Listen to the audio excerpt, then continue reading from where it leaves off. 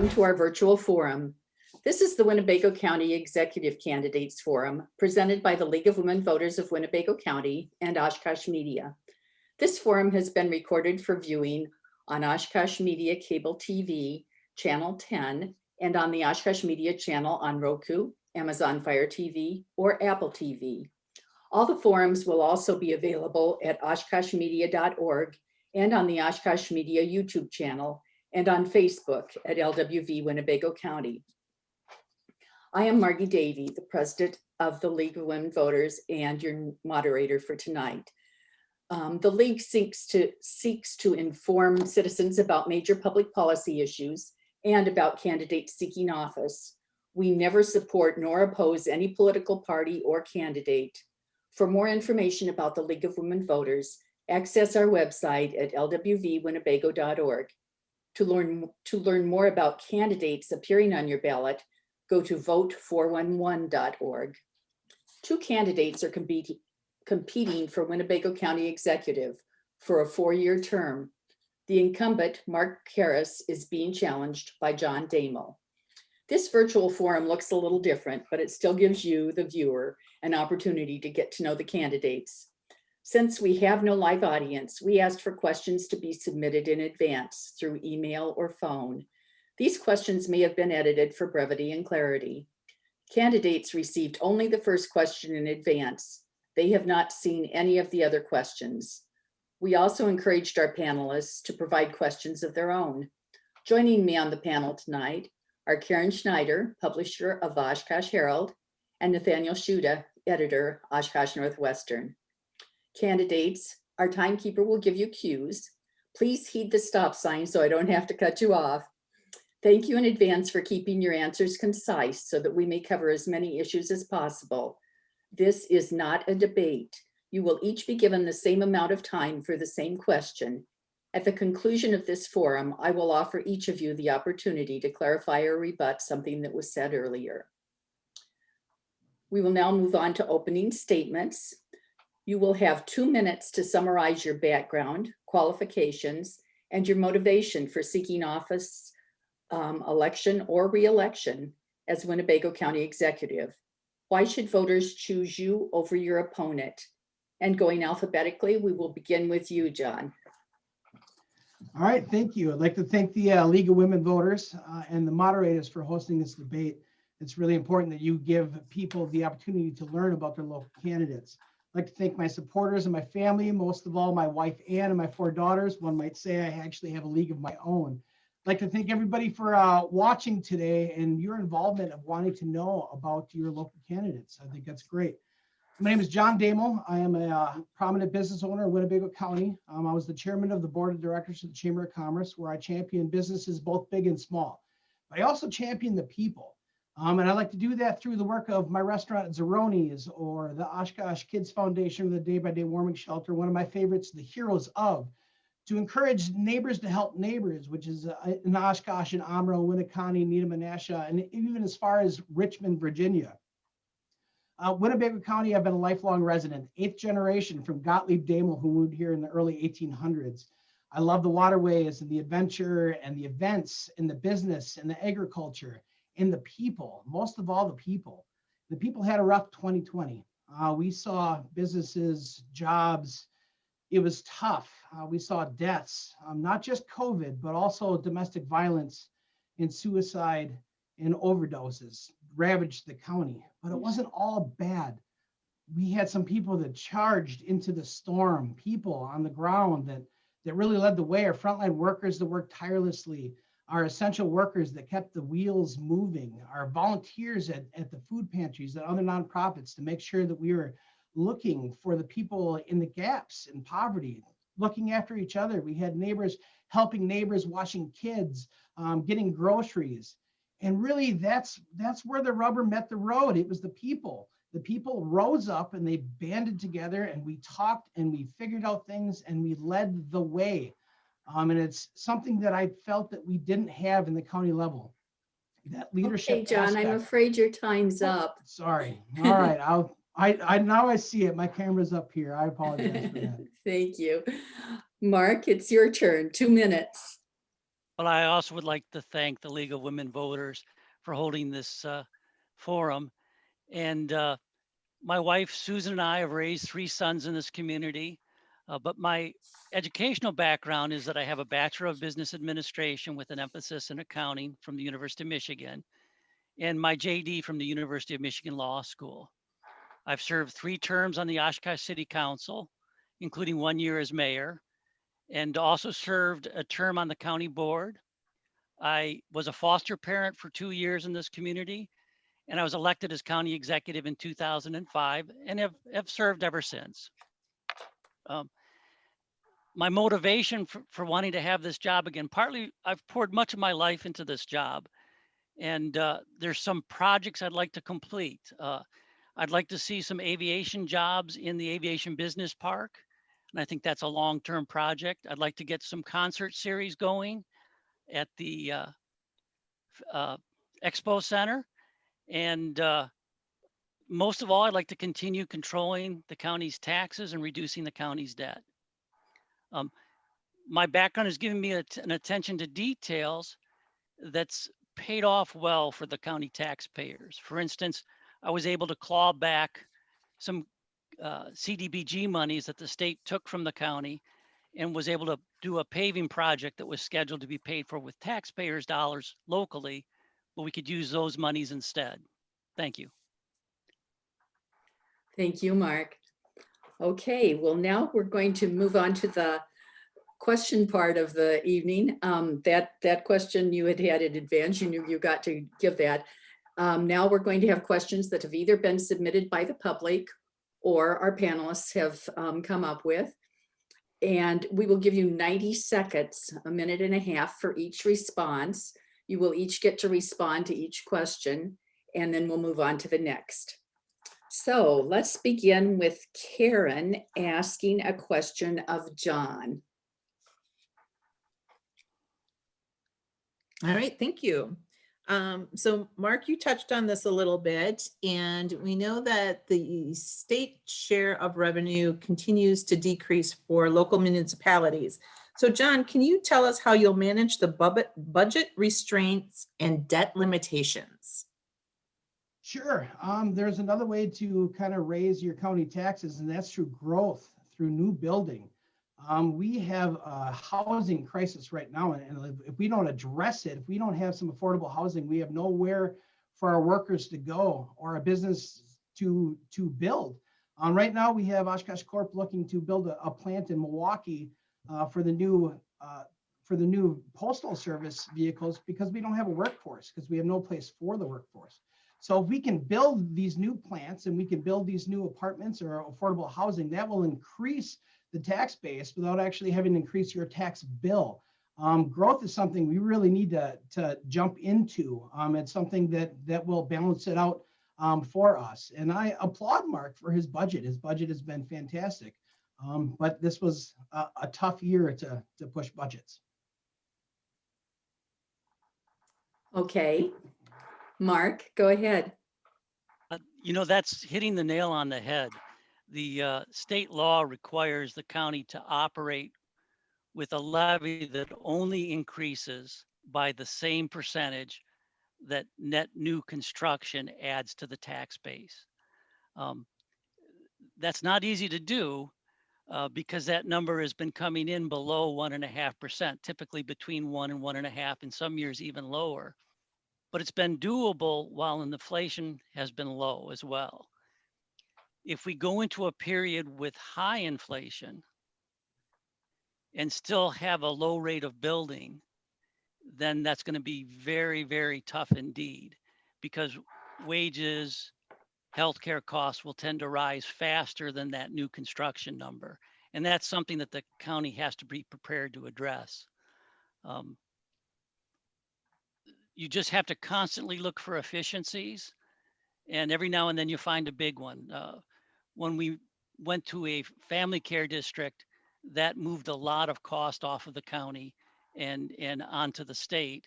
And it's big changes like that that have to come up occasionally to make those numbers work. Okay, thank you, Mark. Nathaniel, do you have a question for our candidates? I do. I'm going to go ahead and start with one of the questions that was I believe, submitted. I want to get to as many of those as we can here before I start asking my own questions. One thing that let's see here, wanted to ask a little bit about something that's been in the news here lately, and that has been a sales tax. Winnebago County currently has the lowest allowable sales tax rate, and as well as continual increases in property tax. Is there a better tax policy to balance the contribution of local residents with those visiting our community? Okay, John, you can go ahead and answer first. All right. First, I am not in favor of a sales tax. I know it's very tempting, especially with the events that we normally have in this county. The amount of revenue that we can bring from EAA or Life Fest or some of the other events that we have. But you're putting a long time burden on your everyday residents, and you're going to be taxing them a lot more. I think our tax rate is decent. I think Mark's done a good job there. So I would focus on growth. And that was something that was really key for me when I was with the Chamber of Commerce and when I bridged to work with the Go EDC and also the Fox Valley Chamber of Commerce. And we really need to get behind it and partner up with them to bring that new business in. And that will help us. So no, a sales tax is not the way to go for me. Okay, Mark, your thoughts? Well, I don't think I'll ever be proposing the sales tax again, but I have proposed it in the past. And when I proposed it, the proposal specifically had the revenues from the sales tax going to reduce the property tax. And my thinking is that when we don't have the sales tax, we're going easier on the visitors and the tourists, but harder on the property tax owners. But the board has made it clear they don't support having a sales tax. Some people fear that somehow you would have the sales tax and not use those monies to reduce the property tax, but the state law actually requires those monies to go to reducing the property tax. Okay, thank you. Back to you, Karen, for another question. Okay, so I'm going to follow that up a little bit. Am I going to John? Yes. Okay. So John, is having the lowest sales tax rate an advantage or disadvantage to provide necessary funding to cover costs and provide for investments? And please provide examples to support your position. Could you repeat that again? Sure. Is having the lowest sales tax rate an advantage or disadvantage to provide necessary funding to cover costs and providing for investments? And we are looking for examples to support your position. You know, I'm not sure, but we have some great people working for the county, I think, that would be able to help me out with that. As far as sales tax go, when you're talking to sales tax, you're hitting a lot of the people that don't necessarily pay property tax directly. These are renters. These are the most of our citizens that we have. So as far as paying for programming, it's all in budgeting. And Mark's assembled a great team. Vicky is fantastic. She really is. We are lucky to have her. So, you know, being a county executive, it's all about taking the advice of these people that are smarter than you in the room, and there'll be plenty of them, and being wise enough to listen to them. So I guess I'd have to wait to see an analysis either way to make a decision on that. But I would do whatever would be best to make sure that our programs are continuing to be supported and that the tax base remains roughly where it is. Okay, thank you. Mark? You know, the city of Waupun straddles two counties right on their main street. One side of Main Street's in Dodge County, one side's in another county, in Fond du Lac County. And at one time, Dodge had the tax and Fond du Lac County didn't. And the mayor told me that nobody ever walked across the street to avoid a 0.5% sales tax. So I'm going to guess that it's neither an advantage or a disadvantage. I will say, though, that if there was a major slowdown in the economy, you would lose revenues if you were relying on sales tax, whereas your revenues would be more stable if you're relying on property tax alone. And Winnebago is one of the 4 counties that doesn't have the 0.5% county option sales tax. Okay, thank you. Nathaniel, question for Mark this time. Okay. Another submitted question. What are your thoughts on the size of the county board? And please give some specific reasons for your answer. I'm not sure that makes much difference either. There are some counties that cut their board in half a few years ago and then found that they didn't have enough participation in the individual committees and that they were having trouble staffing all the, like the Human Service Committee, the Public Safety Committee. So you can go too small. If you're larger, it may be more bureaucratic, but let's say I was to cut the size of my board with the public support, I might lose some of the best board members in that process. So I think we're fine where we are. We could be a little smaller, but I think we're perfectly fine where we are. Okay, thank you. John? Yeah, I would disagree. I think our board needs to shrink a little bit, and this is why 32 of our board positions went uncontested in the last election, and that's not good for anybody. We need for a healthy government, we need primaries, and we need people to run against each other to keep each other honest. I have nothing personal against Mark, but we need to make sure that we ensure that this process is always taken care of. When you have 32 seats that aren't being contested, that means we don't have citizen engagement, and that's bad. I would rather have 24 people that are actively involved than have 36, 38 people that aren't. So we got to have that, and we got to have a diverse board. And I encourage a board that doesn't get along. Nothing drives me more crazy than a board that votes unanimously on every single topic. You got to have engagement. So I would encourage it to be a little bit smaller so we can have a good process of people, citizens rising up, engaging to be a part of that process, and that we have quality board members. And I don't think one's better than the other. All board positions are important. Okay, thank you. Karen, a question for Mark, please. So I'll follow up on that a little bit as well. And what do you believe the county executive can do to encourage better communication between that position and the members of the county board? I send them periodic emails. Occasionally I'll call them. That's probably the best thing you can do. Under normal circumstances, I attend an awful lot of the committee meetings, and that helps me learn from what they're doing. But I actually think there's a decent venue for communication, but there could be a greater quantity of communication between the board members and the county executive.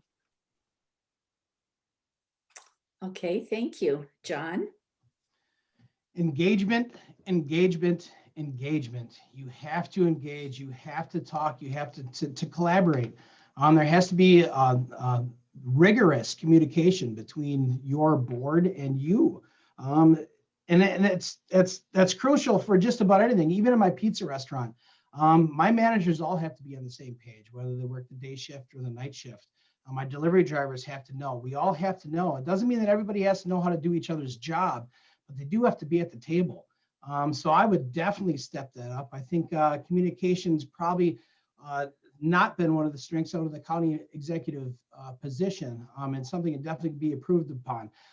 People that know me, they know that sometimes I talk too much, and that can be a bad thing. But I am always up for communication, and however long that takes to get the job done. That's it. My knees are falling out. I'm working on it. I need a headset like Mark. Okay, it was just kind of ironic when you were talking about communications, you Right. know? 2 ears, one mouth, right? Nathaniel, do you have a question for, let's go to John first. Sure. Another submitted question, but it was one that I'm sure we were going to get to anyway. There's been a lot of discussion lately with regards to the coronavirus pandemic, including mask mandates, capacity requirements, all that good stuff. So the question being, if the Winnebago County Health Department identifies a local need for action that differs from what the federal and state agencies have enacted, would you support local enforcement of these policies?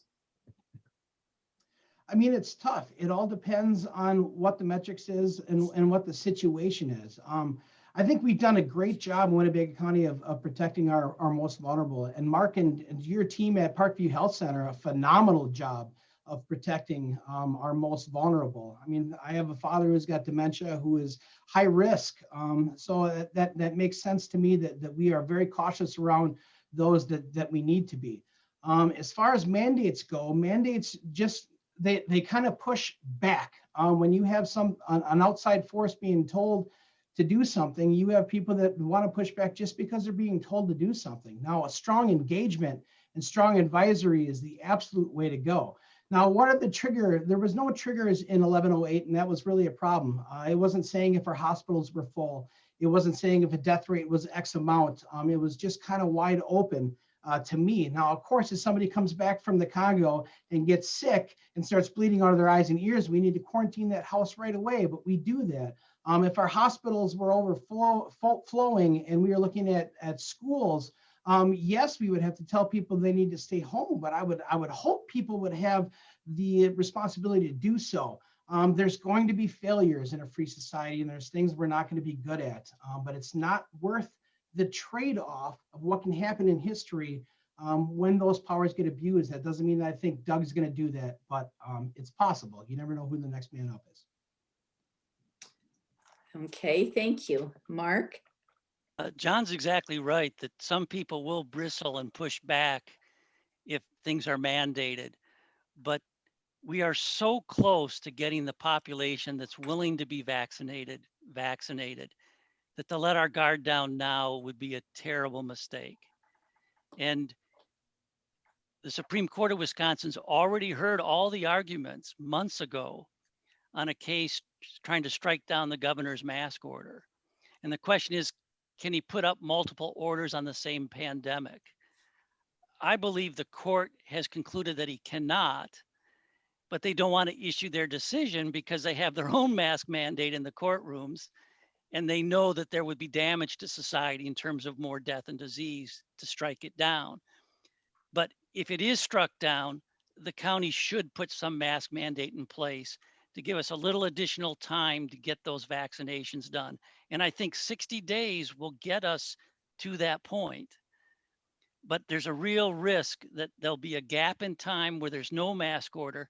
And once people take the masks off in public places indoors, it will be much harder to get them to put them back on. Okay, thank you. Karen, a question to go to John. All right, John, so I actually never noticed this until I moved away and then came back, but Winnebago County is home to the largest collection of billboards along its highways in Wisconsin. Yes. What will you do to clean up this eyesore? Boy, I don't know. That's a tough one. It depends on the relationship. Again, I don't know the relationship of those billboards. Are those billboards bringing in some extra revenue to some of our farmers who have been hit hard right now? There are definite things that I don't know about the billboards. A snow fence is good, but that's not necessarily the snow fence we're looking for. So as far as it goes, I don't think it really bothers me all that much personally. I'd rather be sure that we have clean drinking water and other than along the highway. So I guess I really don't have much of an opinion on that. Okay, Sorry, thank you. if you're looking for more. Mark? I agree that they're unsightly, but I also agree with John that there's probably nothing the county can do about it. I don't think we actually have the authority to ban the billboards, and they are an important source of revenue to the people that own that land. But personally, I would like to see less of them. But I know they have an important economic impact, and I don't think anything's going to happen there. Okay, thank you. Nathaniel, back to you for another question, and you can direct it to Mark first, please.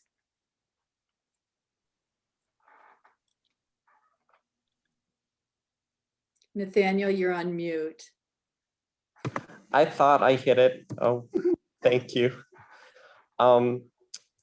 This is another submitted question, and it's going to take a while back, or take us back a bit to an issue that the county was facing a while ago. So I'm just going to read it word for word. How do you feel about building a stock car racetrack in Oshkosh? Well, you're giving that question to me first, and I think I have to give you a little history. When the track was built, it was assumed that the track operators would pay $100,000 a year to the county, and that's how the county intended to recover the monies they put into the track, as well as the additional monies that had to be put in to operate and maintain it. When I was elected as county executive, the first two operators had already failed. They tried to pay the $100,000, but they couldn't do it. A new group, largely comprised of people from the prior two, said, look, they would come in if we could let them come in initially for almost no money, and then they would build up the audience and pay us fairly over time. After 10 years, I couldn't even get them to a third of the original amount. I'm not sure where all the cash was going, and the audience size had not increased significantly. So we had to choose as to whether we were going to give Life Fest the area that they really wanted when we knew that other counties were courting them, or continue a money losing arrangement with the racetrack. And I think it was a clear decision. They were never going to pay us fairly despite their promises. Okay, thank you. And John? I agree, they weren't going to pay. So you evict the tenant and you find another promoter who was. There was a promoter there at the meeting who was willing to give the county $1.5 million actually for that. The fact that Life Fest and the racetrack, those two communities were pitted against each other was tragic. They were both very crucial for our county, and they represented two very different demographics. There could have been a compromise there. However, that compromise was not with Impact Motorsports. The compromise should have been with the other promoter who was unable to speak at that second board meeting because we were just talking about the stage and we weren't allowed to talk about the racetrack. Even though there was an email from Impact Motorsports circulated for that meeting, it wasn't on the agenda, so people weren't allowed to speak. And I had a lot of trouble with that. But if you wanted to build another racetrack in Oshkosh, I would be happy for that. But on private land, fund it yourself so the government can never take it away from you. And you can pay taxes on it, right? That's right. Okay, back to you, Karen, with a question for John. Okay, so John, what is the most important issue facing Winnebago County and how would you address it? Oh man, there are so many right now. Twofold: affordable housing and affordable housing. We need affordable housing because that helps our people in poverty that we're trying to help. You can give somebody all the programming and all the help you want to get themselves sustaining, but if they have no place to move into, it's all for naught. You can build all the factories that you want, but you have no place to house the workforce. It's all for naught. We need housing, and we need housing bad. We have plenty of $300,000 homes in our community. But what we don't have is some place where that's safe for a family to actually pay a decent amount and get ahead in life. If we're going to help people both out of poverty, which would help the county along with the tax rate, we have to bring them all the way to the beach. That's how you turn a drain into a gain. And I don't say drain negatively, but that's what it is. When you keep helping people, but they have nowhere to go, it's never going to get better. So affordable housing, affordable housing, affordable housing. Okay, thank you. And Mark, what is your number one issue? I think we need to take action that causes wages to rise. the majority of the people applying for food stamp assistance are people that are actually working, but working for such low wages that they can't afford housing, food, transportation. So I think we need to get the wages up in this community, and our wages do lag much of the country. And I think the way to do that is something that John talked about, attracting more employers, getting more economic development so that there's competition from workers. And I know that causes a hardship for employers as well, but the only time workers do well is when there's competition for their services. And I think that would help bring their wages up to a level that they could do better. And I think an increase in the minimum wage is long overdue. It's been the same for years and years. Okay, thank you. Rather than going to Nathaniel here, I'm going to add on to that question myself. And we'll go back to you, John, first. If that's your most important issue, what would be your second most important issue? My second most important issue would be addressing poverty and getting a way for people to get out of it. Now, not necessarily through the government, but through partnerships with nonprofits. What nonprofits can do on a shoestring budget is amazing. What government has, they have some money available, but the programming isn't always effective. So our social workers are the key to this. And I agree with Mark. And if I'm going to raise a wage, it's going to be on our social workers. Oshkosh has an 18.8% poverty rate, and Winnebago County is not far behind the bigger cities. So we need the social workers to actually affect the change. But that being said, we need to take a message from our neighbors out west, out in the county. And in the county areas, we do a great job of being community and helping each other, engaging citizens to be part of the solution and actually helping, because when you help, you don't have to use tax monies to help. So it's really a partnership, a collaboration of everybody focusing on this together, and we can make a difference. And we can make a difference today. We see that with Heroes of Oshkosh and Heroes of Amro and Heroes of Winneconne and Heroes of Needham and Asher, where people have extra that give to people that need for free. It doesn't cost anybody a dime, and it's helped so many. Okay, thank you. Mark? I might be queuing more on John's answer than on the original question. But I think a lot of what John says is correct. And I think John and I have similar perspectives and similar empathies. But with regard to this question, housing is a significant issue, and helping people in poverty in the community is an issue. But we need a change in state law. State law back in 2018 blocked counties' ability to give money directly to not-for-profits. And we need that change, especially now that we're going to get about $33 million of stimulus. And I agree with John, one of the best ways to employ that money is in connection with not-for-profits. Now, after saying that, there are ways we get around it. We contract with not-for-profits for service, sometimes the service they already wanted to provide. So for instance, with AvoCap, we pay the salaries of 2 poverty caseworkers that are really their employees, but we contract for their services. And we do a lot of that sort of thing with the county, and it is effective. Okay, thank you.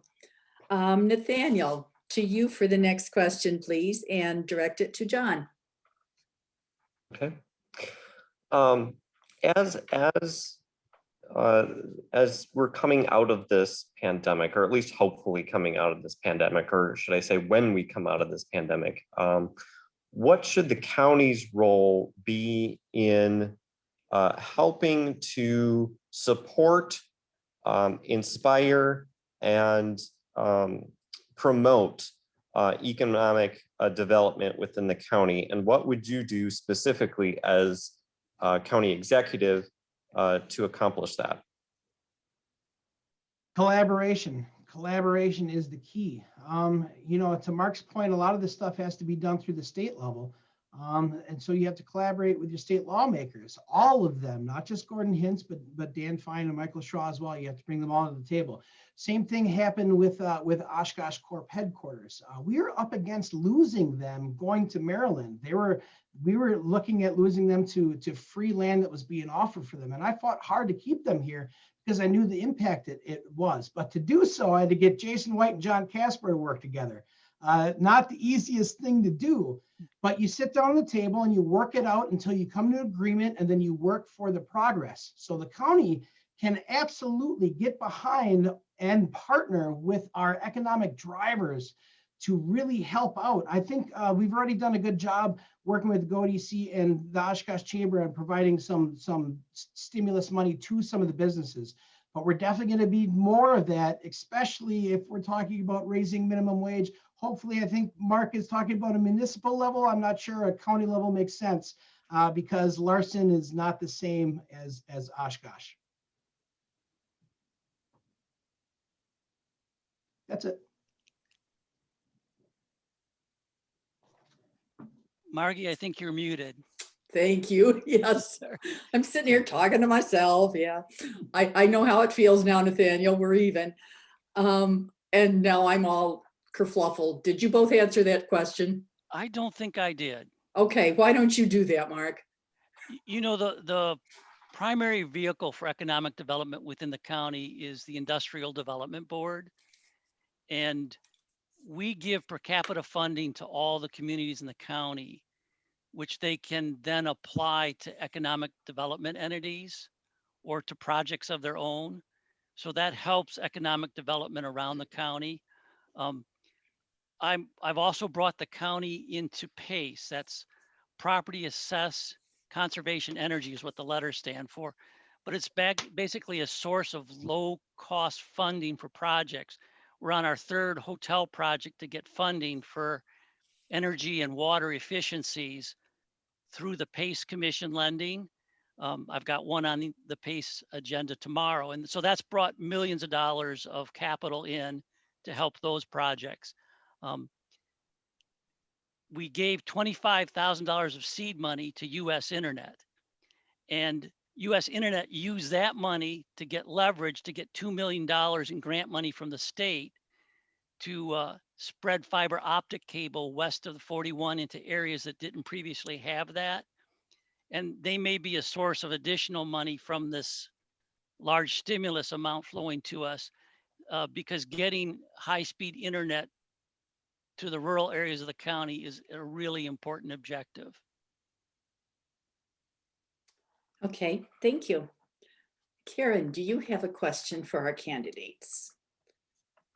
So at the beginning, when you introduced yourself, John, you spoke about how you love the farmlands. And we keep talking about how we need more affordable housing, and more for sale signs keep going up on farmland. So what will you do to preserve farmlands? Well, I think we had something that was legalized here in the state of Wisconsin, and that was growing hemp. And I don't think that we're taking advantage of that. You know, it's such a great crop to go in between all these other ones. So I would say support our farmers so they don't have to put up their lands for sale. The reason the land's up for sale is because they're struggling, and they're struggling mightily. So we need to help them figure out a way to grow hemp, to actually produce it and manufacture things with it right here in the county. That would grow a tax base. It would be new growth. It would give these farmers a lifeline, and we need to stop being taboo about it. So, I mean, to me, it doesn't mean that we have to, it doesn't look like we have to preserve farmland. It sounds like we need to preserve farmers. We have to give them a business model and a crop that works for them. And clearly corn isn't fitting the bill. So you need to have a different crop that can subsidize in there. So I would definitely, you know, somebody that I talked to, Eric Whiting, is very knowledgeable in it. He would be a great resource for the county to spread it out. And it takes a lot less resources to grow that. So I would say, let's get over the taboo and start working on crops that make sense for our area. Okay, Mark. I think there was a lot of good information in that answer, but I will tell you about something unusual we're doing that will boost both farming and help protect the waterways in the county. Uh, a big problem we have is the buildup of phosphorus in the sediments of Lake Winnebago. That's actually where much of the phosphorus is coming from that's harming Green Bay as well. And it's because for years and years, fertilizer was used that had more phosphorus in it than what was needed for the crops. So the county's looking into a program where we are going to pay farmers adjacent to our waterways money to use less phosphorus on their crops. So that will help both the waterways and some of the farmers. And but largely farming's a free enterprise system. John's right. It's not the farmland that's disappearing. It's the farmers. And America's farmers and Wisconsin's farmers in particular are getting older and older. And we're going to have to figure out how we can attract another generation to can stay on the farm or come back to the farm. Okay, thank you, Mark. Nathaniel, a question for Mark, please. One of the things that was mentioned earlier that I want to come back to, and it's somewhat related to the question I gave or posed on economic development. I'm wondering if you can speak to how important or what the role is of the airport, and what role should the county play specifically in development out at the airport, and obviously a new terminal upgrades in the works as well. But wondering if you can explain a little bit about what the county's role should be, and what the county should be doing with regards to the airport. Well, I view the airport as a potential for a great economic development. We've got this incredible runways, the tower, we've got the assets there, we've got the EAA, and I think we should be able to leverage that to get aviation related jobs here. Now, right now, the aviation industry is in a pretty big slump, and I'm sure everybody's heard of some of the problems Boeing's having, but there's still aviation related opportunities, including air freight opportunities. And because we have all those things, the towers, the runways, the EAA, we should be able to leverage that and get additional higher paying jobs into the community. And I think that's the county's role. The county owns the airport and we should make the most of it. And by the way, I toured the new terminal building, which is not complete yet, yesterday, but it's going to be very nice. It's going to be smaller and it'll cost us a whole lot less of stormwater utility, but it will be efficient and it'll meet the needs. Thank you. John. Yeah, no, I think the terminal looks great. It's about time we have had a facelift there. That it's the door that people that fly in here walk through. I think now with the taxiway getting done, there's going to be opportunity for these businesses to go through. Mark's right, businesses are hurting right now, and the aviation business is not different from that. But as a developer, you can't just build an apartment complex and then not look to attract tenants. We should be out there looking for these businesses to come in to utilize our airport. Now, Whitman Field is one of the most used airports in Wisconsin. It's people don't think there's a lot of action going on. There is a lot of flights coming in and out of there, personal flights. So we can do a good job of attracting the right type of business to maintain aircrafts for these people that are weekend flyers. Must be nice to fly into Oshkosh and check it out. So promotion. Thank you. Karen, another question, please. Okay, and I am asking, John. all right, John, I should just know that, right? I should just assume. So, John, what is the role of government in people's lives? Partnership. We are we are a republic. So the role of government in people's lives is for you all to vote for a neighbor that you think is going to best listen to you when the time comes. And you send your own people that go and that are supposed to come back and listen to the constituents that put you in office. Our role is to be the partner in how you want to live your life. What can we do to help you? Are your liberties being taken advantage of? The role is for us to be reasonable when people are affecting other people's liberties, like domestic violence, more than 8 hours for the victim to figure out what our next step's going to be. We have to do things there. But other than that, our role is to assist people in how to live their lives more fruitfully. Not direct us, not control us, but to listen as a partner to walk beside us. Thank you. Mark? Well, there's some things that should be done in the private sector, and the free market system is great at regulating them. But there's some things that can be done better by government doing it collectively. For instance, building a highway or a county road. No individual is going to do that. It's better for government to be involved in that type of thing. So really, government's role is to do those things that are done more efficiently as a society in a collective manner than through the free enterprise system in a private manner. And some things are distinctively private sector and others are distinctively government projects. Where the breakdown between those two comes in the middle, it gets a little trickier. Do you have any examples? Well, snow removal is best done collectively. Road building's done collectively. Housing's a little trickier. Certainly housing for the poor, like through the housing agency. For them, people that can't pay a market rent, that probably is the right way to do it with the HUD assistance. But for most housing, it should be privately constructed and rents should be set privately. Now, government probably has a role during this pandemic in seeing that renters can stay in their housing and that landlords get fairly paid for it. Okay, thanks, Mark. Do you have anything you'd like to add to that, John? Yeah, was that, you mean example wise?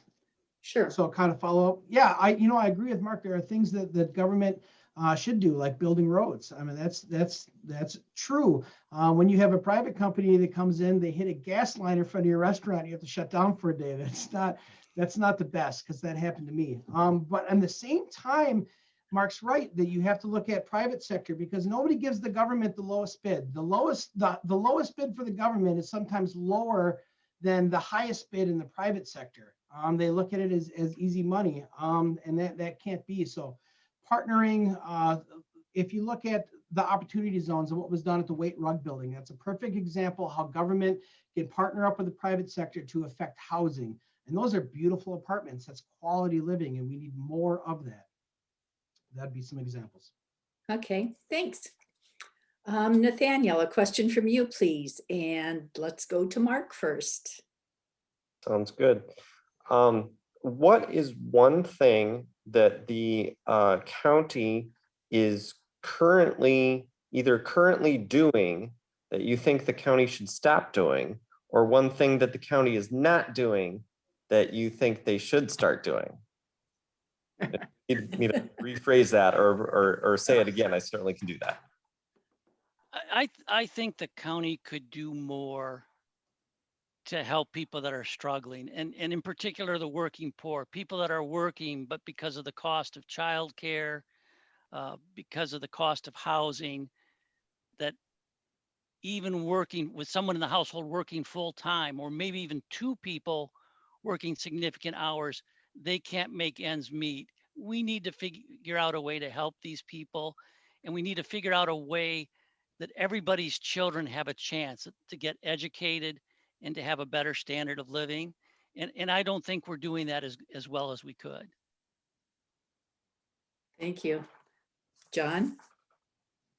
Communication and partnership. I can't tell you how many calls that I've made where I've had to explain to people exactly what a county executive does or what the county government does. People have no idea. Like, we need to get out there and let people know what our county government does. So I would say communication and being out there for the people would be something we definitely have to do better at. And a two-way street. Communication is all about talking and listening, and more so should be listening than it is talking. Some of the things that I think we're doing that we're not, is probably listening to the collective and figuring out how to solve things going forward, and making sure that everybody has a piece in the puzzle, and definitely partnering up with their nonprofits. And Mark's right, that's a state level problem. So we have to advocate for that. We have to get together with our state lawmakers and say, hey, you need to free up our hands so we can help these people. We're going to get more help for less money than we can do on our own. So please let us be partners in our communities. Okay, thank you. I think we've reached the point in the forum tonight where I'm going to give you an opportunity to take a minute to either clarify or rebut something if you wish to, or share anything else that you would like that you haven't had a chance to say yet tonight. And for this, since we started with John before, we're going to start with Mark this time. And you're on mute, Mark. Now you've done it too. Thank you. A couple of things that came up in this forum that I think I can add some clarity to. One was with regard to promoters at the racetrack. We solicited proposals for the racetrack, and there was, I think, an unspoken agreement among racetrack operators not to submit competing proposals, because we never had another competitive proposal against the track operator that was in the track until it was decided that we would give Life Fest the use of that space. And then another issue is with regard to looking for aviation related employers for the business park. Just yesterday, I had a long discussion with Jim Shell about his recent contacts in the business community and prospects. We're obviously in direct competition with the Appleton Airport as well, but he named several organizations that he had talked to that were prospects, and at least one of which we think will lose to the Appleton Airport. Okay, thank you. John. Yeah, I got a little bit of a list here. Mask, we don't know what people's reasonings are for not wearing them. There's some really valid ones out there. A lot of it had to do with trauma. We need to educate people what to do when you encounter somebody who's not wearing a mask. To simply stay 6 feet away and wash your hands. And there's a way we can go about it that's a little bit more humane with dignity about it. Wages, I like to look at wages as milk. You can buy more milk on $15 than you can in Oshkosh than in San Francisco. So if you look at it as 4 gallons of milk being the minimum wage, that's $9.75 in Oshkosh and $18.50 in San Francisco. So it's not even enough there. Mark talked about projects with hotels. So we are building more living spaces for visitors than we are actual residents, and I have an issue with that. The stage, we haven't had any promotions on that stage other than Life Fest itself. So I think that was a failed thing. The bids, he's absolutely right. They did have an agreement not to do it. We closed bidding after one bid came in. I argued with them all the way. I said, guys, pay whatever they want you for rent, and then get promotions to cover it. So that was that. They have some accountability on that too as well. And you know, in the end, I just want to say that me and Mark agree on who to care for and how to care on people. We just disagree on the avenues of how to help them. I believe it's through private sector. He believes it's through government. And vote for John Dable on April 6th. Thank you, John. Okay, well, this does conclude the forum for Winnebago County Executive. On Tuesday, April 6th, you may vote for one of the executive candidates, John Dable or Mark Harris. The polls are open from 7 a.m. to 8 p.m.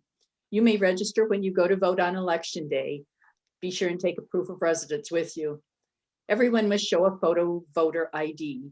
Go to myvote.wisconsin.gov to find information on registration, ballot, acceptable photo IDs, and polling places. Go to vote411.org to learn more about the candidates, all the candidates on your ballot. You may also consider voting early or absentee. Please contact the city clerk for more information. On behalf of the League of Women Voters of Winnebago County, I want to thank everyone for participating in this forum. We appreciate Karen Schneider and Nathaniel Shuda, our journalists who serve as panelists for us. We're grateful to Oshkosh Media for continuing to support our forums. And we thank you, John and Mark, for running for office. Remember, our democracy depends on citizen involvement. Please vote on April 6th.